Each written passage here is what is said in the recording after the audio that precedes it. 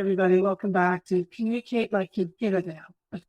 And I'm your host, Kim Clark, and it's a real pleasure to be here. We're going to get a voice from higher ed. I was just sharing with our guests before we started to record that there's so many headlines and stories about what's going on in higher ed, especially from recent SCOTUS decisions. However, not enough from actually voices within, especially those who are thinking as communicators, especially if we are working within institutions such as higher education in the United States. That's going to be a big part of our conversation here. But first, we're going to hear a very powerful story of how our guest got to be where he is today. So Dr. Bryan Samuel is our guest. Dr. Samuel, and thank you for the permission to say Bryan moving forward. But thank you so much for being on Communicate Like We Get It Now. We can't wait to hear your story and your sage advice on what we need to be doing as communicators and how we talk about diversity, equity, and inclusion in a pretty contentious time, especially specifically around the messaging of diversity, equity, and inclusion. Because one of the things that I found interesting is especially over the last 4 years, it's been this demand on the work. And now we're having to change how we're talking about it, as well as the work. That's the new call to action, if you will, in response to a lot of the pushback that we've been seeing. So with that, please introduce yourself, and then I would love to talk a little bit more about the story that you've shared and authored. Thank you. As you mentioned, Kim, thank you for having me on the show. I am Dr. Bryan Samuel, and I've been in higher education for 30 years now, beginning as a graduate assistant in student support services back in 1993, and had a number of different jobs along the diversity, equity, and inclusion continuum. Back when we knew it as more of the affirmative action, multicultural affairs, and those type of titles. So, and support programs and things of that nature. So I've been in the business a little while. My story is I grew up in the housing projects in Knoxville, Tennessee, projects called Lonsdale. I'm first generation college graduate, certainly an African-American male, and I'm a student with a disability.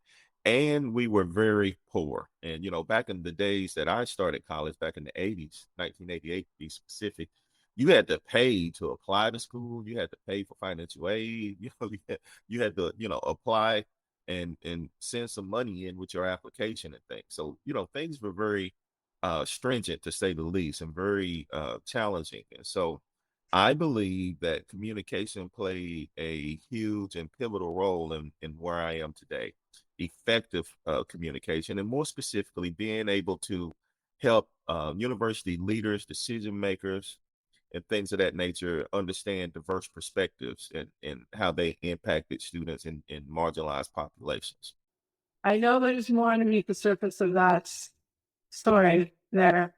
And I'd love to hear more, especially because you are the author of Finding Myself, a journey from the projects to the PhD. Now, any good storyteller, communicator loves a good alliteration. So thank you for that gift. And so please share with us more about your story. And this is something that I would really like communicators to listen to in a way of, when there's awareness months or heritage months, there's always this kind of storyline of the first X or the only X. And one of the pieces of advice that I give to communicators and stories, especially around awareness months, et cetera, is to, if you're going to do that, you got to talk about the oppressive system. You got to talk about what's lacking. Why did it take so long for a person to become, the first X? You have to talk about the environment because it's not about the person. It's everything about the person because it's tenacity, resilience, that whole storyline. But however, why, we have to be looking at what's the systems that are at fault for holding back from truth, from education access. That's what the E is, just looking at what the E is about. And talking about the social context, and we have to own that that is a part of our history that has held people back and withholding access to opportunity. And so your story is powerful. And I want communicators to consider the environment, why it's such an amazing story. We need to question that from a historical standpoint, and we need to look at those systems that made it difficult.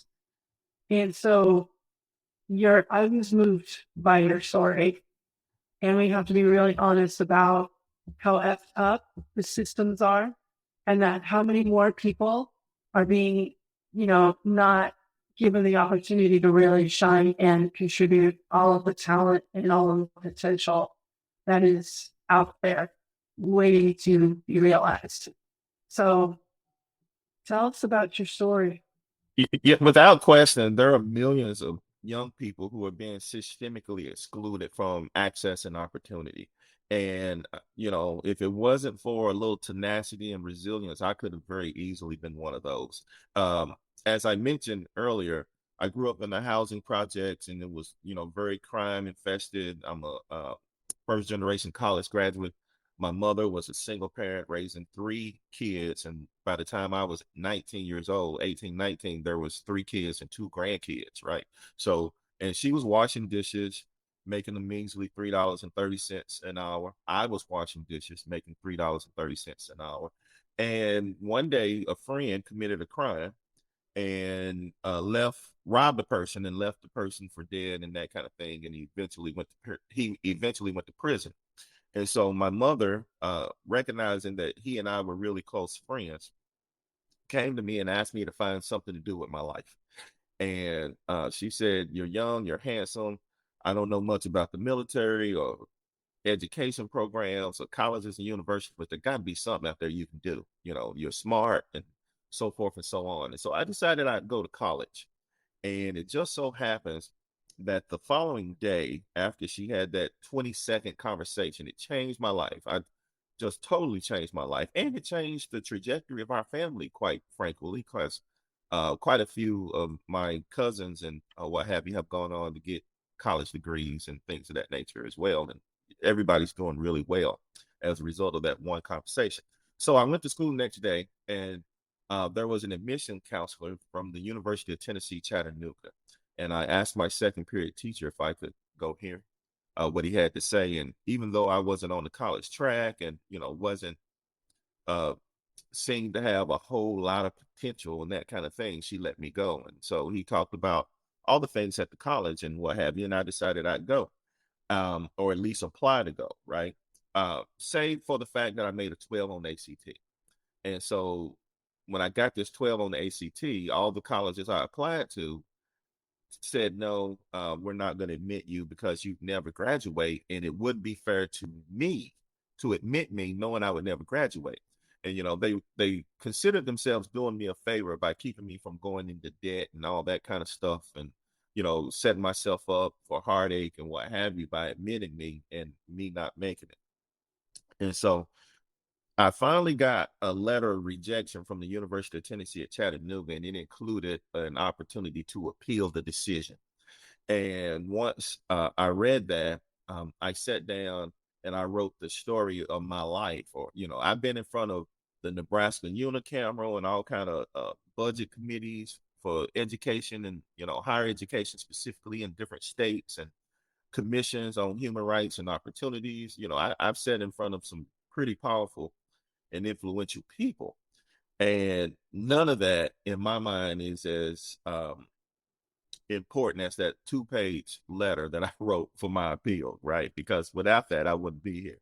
And so in that appeal letter, I talked about how I grew up where I grew up. And, I had to walk to school from as far as half a mile from the time I was 6 years old. In first grade, I mean, we're walking to school half a mile by ourselves, right? I had to walk 2 miles in junior high, and I had to walk in the cold, the snow, the rain. It didn't matter what the weather was, right? If school was in session, I had to go. And when I didn't go, the teachers said that I didn't care about my education. right? Because I did not walk through a hailstorm, or I didn't walk through a torrential downpour, or what have you, you know. And in middle school, you know, our radiators and stuff were busted in the winter, and we had no air conditioning in the summer, and we couldn't wear shorts. So if I wore shorts to school, I get suspended, right? If I wore a Michael Jackson shirt or a Pepsi Cola shirt or anything like that, then you know that was grounds for suspension, right? And so I talked about all these systems and policies and practices that were in place to almost make sure that I didn't, you know, that I didn't make it, right? And not to mention, I mentioned crime infested environment, which, you know, we had a lot of crime in the projects and that kind of thing. And so here I was with a 12 on the ACT and graduating from high school when a great multitude of my peers had already dropped out, right? They had already given up on school, and a lot of them were turning to crime and all that kind of thing. So I said in that appeal letter, you know, you really should be asking me, how is it that I'm still here and I'm doing what I'm doing? I'm number 33 in the class. And although that's not stellar, but, you know, in the environment that I'm in, that's very meritorious. You know what I'm saying? Because I mean, we didn't get a ride on the school bus. We didn't get a ride to school.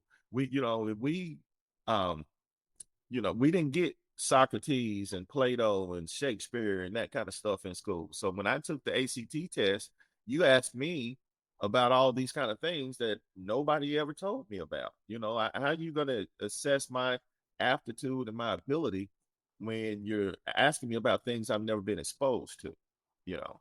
And so the admissions department decided that they would admit me on probation, and I had to earn at least a 1.0 GPA my first semester. And if I didn't, I was going to be expelled. And so, you know, that's the story of Bryan Samuel and how I got into school. And I went in my first semester, I made like a 2.4, something like that, 2.3, 2.4. And it turns out that college wasn't hard at all. The hard part was getting in for me. Just being admitted. And that followed me all through my life. When I decided I'd do a master's, I had the same problem. You know, low test scores, can't get in.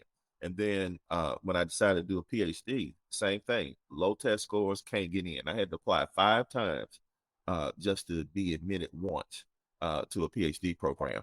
And so what I found, Kim, is that if you have what I call 4 Ds, if you got desire, right? If you have a real burning desire to accomplish some type of goal, and a part of that desire is a why. Why is it important to you? Well, it was important to me because I was tired of, you know, the commodities and powdered milk and some of these other kind of things that we had to live off of, right? So I definitely had the desire. If you got the discipline, and when I say discipline, I mean the willingness and the ability to go to class when it's cold, go to class when it's raining, you know, go to class when you're supposed to be in class, do those things that you're supposed to do when you're supposed to do them so you can do what you want to do when you want to do it, right? If you got the determination, right? You know, a lot of my classmates in college, a lot of them went to the gym and played basketball and, you know, frisbee and hung out, and, you know, they went to college night at Six Flags and that kind of stuff, right? And it was real easy for them to kind of, you know, get off their path, right? Um, and so, and if you got the determination, uh I'm sorry, I just said determination, dedication. If you're dedicated to it, nothing is going to get you off this path, right? I came here to get this degree, I came here to get this goal, and I'm not leaving without it, right? I'm dedicated to it, nothing else really matters. Then you can be successful. And like I said, you know, the hard part for me was getting into college. And then once you were there, you did great and kept moving on all the way to where you are now, where you have served in the various leadership roles around diversity, equity, and inclusion. You mentioned the evolution of the terms and the language around it, which I think is really important for communicators to know because there's so many that have been kind of attached to the term as if that's work. It's language, yes, and language leads to behavior, but it's not the work. So we have to tell the story about the work and not get too, crushed on the terms itself. So thank you for making that evolutionary comments on how you talked about DEI and it's evolved over time, especially in higher education. But now you've been a leader at a couple of different universities in diversity, equity, inclusion, or whatever it may have been called. You were there, so now you're like the boss, like. And so, how does your story influence how you approach the work and the students at your university? It is very important to me, right? I carry those experiences with me everywhere I go, and it gives me some grounding, if you will, and makes this work in my mind my calling, I think, right? Because I see people from all walks of life who have very, very similar stories that need support with access, getting into colleges and universities. And I support students whether they're trying to come to my university or other university. Well, hey, I know somebody at Kansas State, or I know somebody at Ohio State, or Miami, Ohio, and all the different places I've worked. And why don't you touch base with this person? Or I'm going to call them and tell them you're going to apply and that kind of stuff. And and we're going to see what we can get done to kind of help you get in. Um, so it grounds me. It gives me some real world application and real world experience that I can leverage in my conversation and dialogues about what it means to be a student or have been a student in one of these different populations with these type of experiences. It certainly helps me relate to students, and students know that you understand and that you care and that you got some kind of experience that resonates with them to help them know that you got their best interest in mind. And even though they may not always agree or much less understand what you are advising, they can trust you because you've been through what you've been through, right? And when I say these students come from all walks of life, you don't have to be Black to be first generation, right? You don't have to be uh Latino to be a student with a disability. You don't have to, diversity. We come from so many different backgrounds and so many different experiences, and a lot of times we have more in common, right? And our experiences are overlapping in so many different ways that it's just amazing, to hear some of the stories. I worked for 6 years in Nebraska, and um, a large part of the college going population, or the persons who were 18 to 24 years old in Nebraska, were Latino, Hispanic, Latino. And working with them, a lot of times I had to engage grandparents and parents around the importance of going to college. And a lot of those students now are doctors and lawyers and teachers and principals, and doing a whole lot for themselves and their families and their communities. So yeah, I'm very proud of what we've been able to do in higher education. We always go through these cycles, if you will, where we have to think about what we're doing, how we're doing, and who we're reaching. But in the DEI space, we've always been open to and helping students from all backgrounds. It really doesn't matter. I mentioned my graduate assistantship at the University of Tennessee at Chattanooga in 1993, and that was in a program called Student Support Services. And race had absolutely nothing to do with that program. You if you were first generation, if you were financially challenged or Pell eligible, or a student with a disability, you got to participate in student support services. And believe it or not, we were we were from all different racial ethnic backgrounds. You had Black, you had Latino, you had Native American, you had white, you had, I mean, people from all over, right? And so DEI has always been about advancing or supporting uh, the marginalized communities, right, with access and opportunity. And so I think that's still very important to the mission of higher education today, right? Because they want to educate young people and get them ready to be able to think critically, get them prepared for a global workforce, going out and engaging well and meaningfully with people whose background is different from their own. and diversity helps you do that. Mhm, mhm. And maybe that's why universities and DEI organizations within universities are a prime target right now because we get that exposure of hearing from people and learning people's stories and backgrounds that we may not have gone through where we grew up. And so getting that kind of exposure and seeing humanity in people that you were taught to stay away from, or whatever that is, whatever that story is. I know that was, I went to a public university, San Jose State University in California, where I still lecture, actually. I can't seem to leave. I, I did my undergrad and my graduate there, and I didn't vote for the PhD. They don't have a PhD program there. What I do, but um, I've been teaching that for over 20 years now, and I've seen the department that I teach in, which is also where I got my degrees.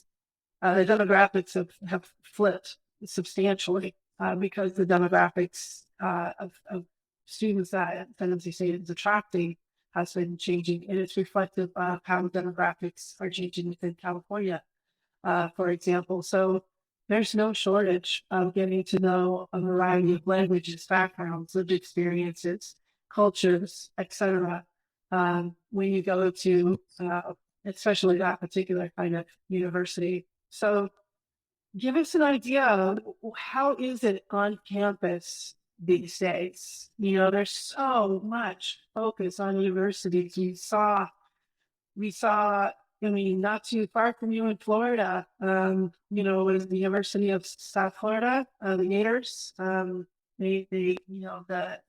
DEI team was let go. I've seen I've heard of other universities basically reshuffle DEI teams, maybe changing their titles, but just keeping them within the university, but perhaps not with the titles of DEI. There's a lot of shifting and moving around. There's a lot of banning and all the things. So from your perspective and with the colleagues that you are in touch with at other campuses, how's it going? What are you talking about? And what are your priorities for the next, 1 to 3 years as you look at DEI in higher ed? Well, there's a lot of anxiety for sure, right? I mean, you never know if you're going to have a job. You mentioned the University of Florida, right? You never know if you're going to have a job from one day to the next in some cases. But a lot of these things are institutionally driven, right? And state driven for sure, to where, the culture of your state or the culture of your institution or your system, if you are a part of a university system, will pretty much lead the thinking and the operationalizing of uh, how you move forward. Uh, my thoughts have all been about what we do and how we continue to support students, right? Because that's why we're here. That's why universities exist, right?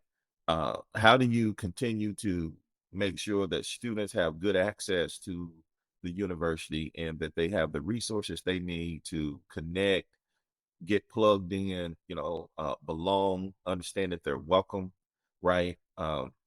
Understand that they have a place and an opportunity to have some ownership in whatever the university offers. And so that when they graduate, they are not only masters of a competency or program of studies, but they also have the ability to work well with people whose background may be different from their own. And so I see higher education as living environments, living and learning environments where, laboratories, if you will, where people uh, they get to sharpen their collective saws and their skills and their abilities and ready them for the workforce when they graduate. And if we continue to do that, then I think we'll be okay. I think, I said earlier, there's no way I would be where I am today without higher education, right? And particularly that appeal letter that I wrote back in 1988. And I know without question um, these United States that we are so fond of, and our corporations and our businesses that we are so proud of, right? And everything that we enjoy would not be what they are without without diversity, without people who can work side by side, an atheist and a Christian, for example, with different religious perspectives or what have you, but work together to solve a problem, you know, and you get that. You get that from the college experience. You get that from students being in classrooms and being able to learn from and with people whose background may be very different from their own, to where they can see some legitimacy and some value in a diverse perspective, whether they agree with it or not, right? You don't have to agree with my experience coming up in the projects to know, wow, that was something very moving or very um, enriching, right? That gave me the tenacity that I operate with today. You don't have to have that same experience to see value in it, right? To see that, it has played a pivotal role in my ability to be where I am today. So, there's a million different emotions throughout, the higher education landscape, especially for those who are working in the DEI space. But most of my colleagues, they're focused on students, right? How do we continue to help students? How do we ensure that they can get in, how they can be successful, and give them, the tools that they need to be successful, to learn how to work with, uh, people from different backgrounds. Apologies, my cat has made an appearance on the podcast if you're watching on YouTube. Every once in a while, she likes to make an appearance. It's Collie, short for Colleague. Okay, so thank you. Thank you. Yeah, that is the priority. And I'm concerned that if we aren't dealing with the student debt that people are incurring or are afraid of occurring, if they're in high school and considering college. And then if you're like, okay, well, I'm not sure if I want to take on this debt. And then at the same time, I'm not even sure if I'm going to be safe while I'm there, because the more de-emphasizing we do around diversity, equity, inclusion, that's very intentional and strategic within our campuses, how we're treated, the safety of all students at universities. I'm really concerned that there's going to just be fewer people, and as more and more companies will require college degrees for roles, that what is the place of higher education? So these are the times when we need to demonstrate and really step up and show that focus towards students to say, this is the right path for many of you. And there's so much richness that comes from being in a college environment. And you mentioned critical thinking earlier. That, to me, that's one of the things that I teach is critical thinking when it comes to media consumption. The kind of stories that we watch, the movies, the books, the TV shows, streaming, the kind of stereotypes that are told within stories. The Oscars was just held recently, since you and I are recording in March of 2024. And looking at those, if you will, a diverse slate of candidates for, Best Picture and other major nominations, and yet it was still the dominant majority that won. Yeah, the Osage actually performing a live song, and there was such a variety, and yet so there's room in storytelling, there's room in critical thinking. And how we get to this place is by challenging ourselves, our intellect, and our character, and allowing ourselves to be forced in that way. And then we know how to talk about these things. And because we've had experience, especially in a college environment, where we have that kind of level of exposure to different stories. So for those who are students at universities right now, or high school students that are listening, people who are early in career in communications, whether it's PR or even working on a campus around communications. What role do you see communications and narrative and messaging? What do we need to be talking about and leading with as we're talking about diversity, equity, and inclusion? That's going to help more other audiences understand what DEI actually is, so we can counter this polarization and misinformation. I think communication is an effective and clear communication is very critical, right?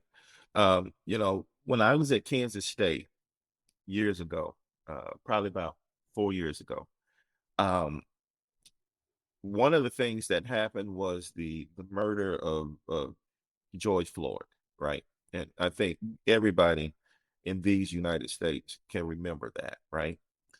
And so the Black Lives Matter movement came clearly to the forefront in a way that it had never been previously, right? I mean, not even Trayvon or Michael Brown and some of these other uh, victims, you know, none of that did what George Floyd's murder did, right?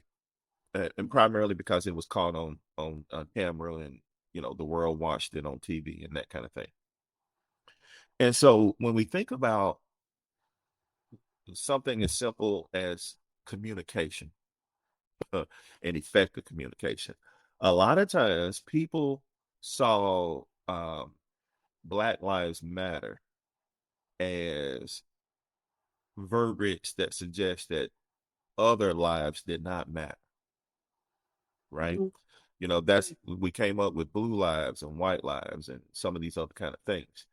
And if the communication had been sharpened, all right, and this is Bryan Samuel, I'm speaking for my own experience. And something you don't know, Kim, is that the police shot my father when I was 7 years old. And he shot him because he was running from the police, and didn't kill him, but he blew my father's leg off, and he had it amputated from the knee, and walked with a peg leg for the rest of his life. Okay, so what I think would have been wonderful is if we had helped all of society really understand what that meant when they said Black Lives Matter. In 2020, African Americans were killed at a rate of 32 for every 100,000 in the population. Okay. By comparison, by comparison, the next highest was Latino men and women at 10 for every 100,000. That's a big And jump. then the lowest was white men and women at 7 for every 100,000. Okay. And so we're looking at all of these United States, and we know that 32 for every 100,000 are being killed by police officers. And 9 times out of 10, they were posing no threat, no threat of life, right? They didn't have guns. They weren't charging or assaulting a police officer, or breaking the law to that kind of extent, right? Maybe they didn't have a seatbelt on, or maybe they were speeding, or something like that, or what have you. Something happened to cause the confrontation with the police. Okay, so that's a given. But they weren't trying to kill the police. They weren't shooting at the police or anything like that. Right. If we had the kind of communication to help our publics that we serve, our publics that we work with, understand the disparity in those data, I think that type of communication would have been very, very strong, and would not be hijacked or ignored, right? But when we say, and don't get me wrong, I do support Black Lives Matter. I'm a black man. I've had the occasion of having a relative shot by the police and that kind of stuff, and but I understand what that means, you know. And a lot of people, I think, don't have a clue of what that means, right? When you look at those data, and I don't know what those data will tell you today. I don't know. I like to think hopefully that they have drastically reduced, right? That hopefully that number has come way down, and ideally we wouldn't see anybody killed by the police, right? Right. Unless they're shooting and robbing a bank, or doing something, threatening that way, or what have you, which Uh, Again, ideally, hopefully none of that happens. But if we communicate well and we give people the data and the information that they need to really understand the message, that makes all the difference in the world, right? I go back to my appeal letter, and the title of this, communicate like you give a damn. Well, I gave a damn, right? And because I was able to articulate all the disparities, right, and inequities of evaluating me the same way you are evaluating others, when our situations, our backgrounds, our experiences, our resources aren't the same, right? Our stories aren't the same. And so it's going to be very challenging, to say the least, that you will be able to come up with an equitable conclusion and an equitable outcome when you're talking about you know uh, the speed of an elephant and the speed of a shark, right? One of them is going to be faster, uh, be able to cover more distance in a certain amount of time than the other one. Now, the fact that one's in the water and one's on ground, these things are important. Those are what I call differences with distinctions. It's very important. Um, so communication, effective and good communication, can solve a lot of our problems. I mean, but every now and again, you may run into some people who really don't care how well you say it, or they um they don't want to believe it, they don't trust it, they're dead set against it. They kind of drawn that line in the sand. But by and large, if you do communicate well, you'll be able to make some inroads. Great, great. Okay, thank you for sharing that. Where do we go from here? I think you mentioned being humans, right? Humanistic in our nature. I was interviewed earlier last week, probably about this time last week, by a student, um, and she asked me some of the similar questions that you've asked, and like, how does my background and experience shape, you know, how I work and what I do, and my response to her was, I came up poor. I'm Black, African American man. I got disability, had some health challenges and what have you. And I just want to be good to people, right? I want to uh, approach life from a very humanistic type of perspective, right? You're a human being, and I'm a human being. And even if we go to different churches, even if we vote differently, even if we eat different foods on the holidays, or maybe we don't celebrate holidays at all, right? You're still a human, right? And the dignity of being a human should be enough for us to interact well with each other and treat each other with respect, right? So my plan is to keep working to support students, help them get into college, because I am a firm believer in higher education, right? I think it makes a world of difference for those who will go, and as well as those who will complete, because everybody won't complete it, right? But getting in there, getting that experience, learning how to solve problems and think about things, and finding yourself, right? you know Yes. to go back to the title of my book, I think that makes a huge difference in the quality of life that those students will eventually have. And there's been a lot of research that suggests that if you go to college and you get a college degree, you're less likely to go to jail, right? You're more likely to be civically engaged, right? You're more likely to volunteer and work with little people, young people, right? Um, you're more likely to have good health care. you know, you're certainly more likely to earn more money over the course of your lifetime. And a lot of people, that's what they focus on. But there are those other residual benefits that in many cases are not as well understood or appreciated, right? So I do think higher education is the way to go for most young people, not all. And if we continue to treat each other as like brothers and sisters and human beings and, do what we can to help and support each other, I think we'll be okay.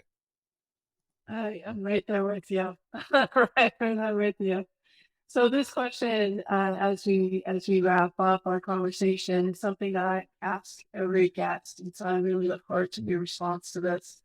What does communicating like a give a damn mean to you, or sound like to you? It, it means standing in your truth, right? If I go back to my case, I made a 12 on the ACT, right? But there were systems and policies and practices that were at minimum partially responsible for that damn 12. You know, you know, I often say to my wife and friends and what have you, I think I did pretty well starting from where I started from. But if the education system had invested in me from an access and equity type of perspective as opposed to a deficit type of perspective, right? What I couldn't do, I might have been a surgeon today. Right? I might have been a astronaut or a physicist or something. Who knows what I could have done, right? So I get somewhat excited by these conversations and things of that nature, but um, investing in our young people, helping them understand that they can do anything. And Kim, when I say they can do anything, it's real easy. I just took my 14-year-old to Washington D.C. and we went to all these different museums, and his mind is blown by Orville and Wilbur Wright and creating the airplane and that kind of stuff. And that's wonderful. They did a great job, and imagine what people said to them when they talked about building an airplane, right? A machine that could fly in the air and that kind of thing. But what about bottled water? Hmm. Right? Somebody decided that they could sell water in a bottle. Water was already free. You could go anywhere in the world and get water for free. At any park, there's a water fountain. Any McDonald's, they give you a cup of water, right? Any restaurants you sit down at, they're gonna bring you a glass of water. If they don't do anything else, they're gonna bring you some water, right? Well, somebody decided that they could put water in a bottle and sell it. So when I say you can do anything, we paying more now for a bottle of water than we are for gas.